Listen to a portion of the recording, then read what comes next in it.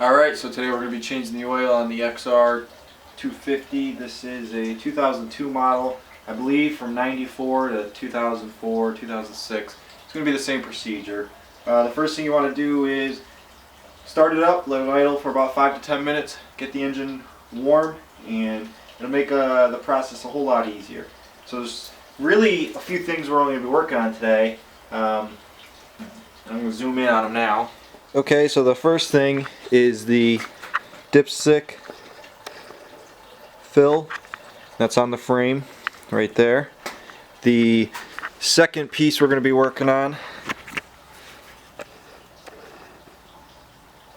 is this drain bolt right here. And then we have a drain bolt here. And the last piece is the oil filter, which is going to be tucked away in there.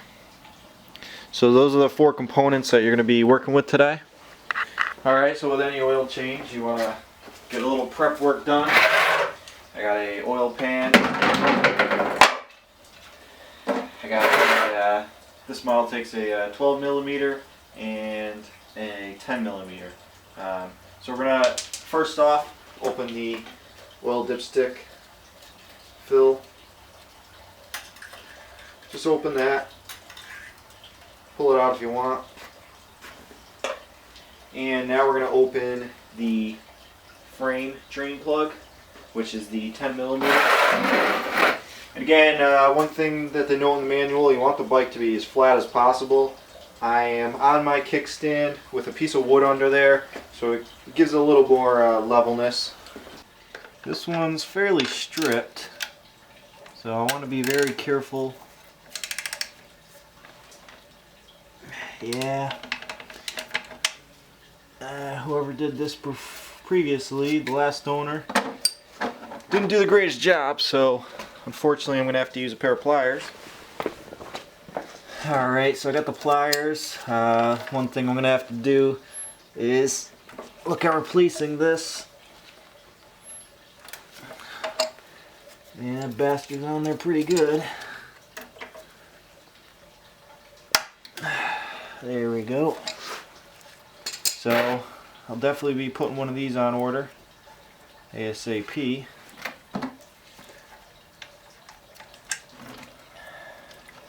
So once this is drained, we'll open the other drain plug.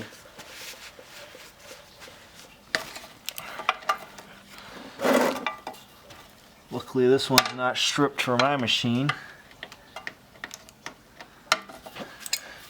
That would suck if this bolt was stripped.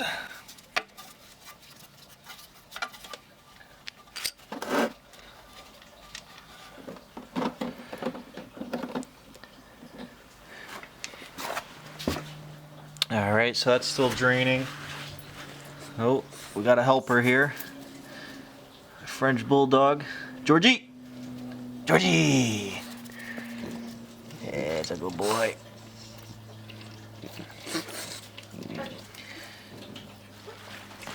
Alright, so that's almost done draining, and my bike's not 100% level, so I can actually tip it up a little bit. Just make sure that you get as much oil as you can out. So once that's done draining, we'll reinstall the drain plug, and then we'll continue on. Okay, so the next step is the oil filter. So that's going to be here. And I don't know if there's any special tricks here. Basically, sometimes when you open this, a ton of oil comes out, and sometimes only a little bit. So it may be how long you wait until the oil's done draining. But this is an 8 millimeter.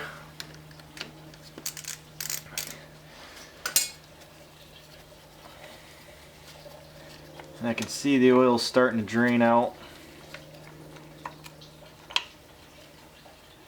Okay, so there wasn't that much this time around. And so here's the filter.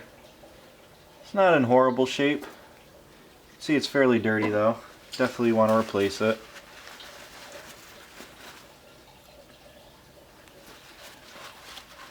The oil's not too dirty in there. And one thing I wanted to note, before you take this off, you want to wipe all around here. I've done that off camera, but you just want to try to clear up as much dirt as you can. You don't want any dirt kind of finding its way in there. So now we can install the new filter. I bought a K&N. It's a KN112. Essentially, you can see it's the same size and everything. You want to install it the same way that it came out, so you know this side was in towards the spring in here.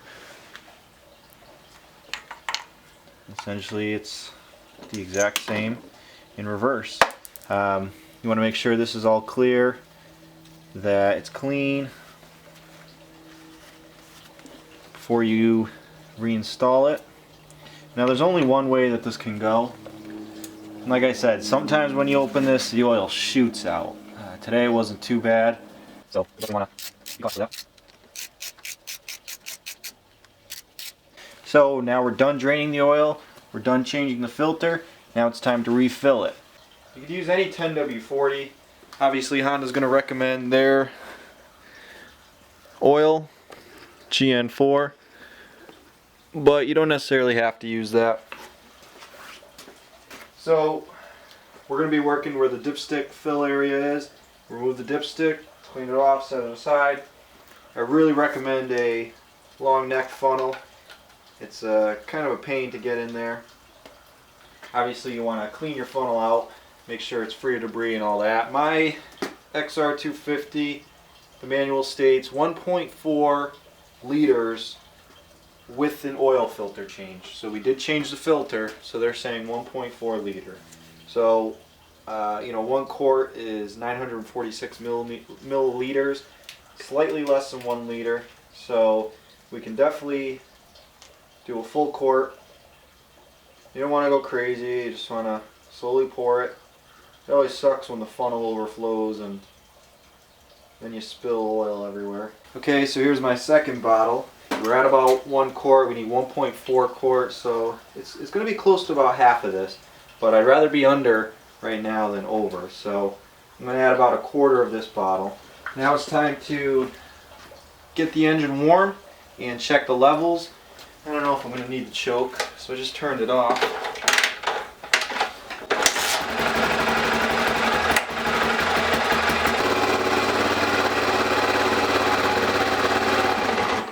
Let it idle for a little bit, 5 to 10 minutes.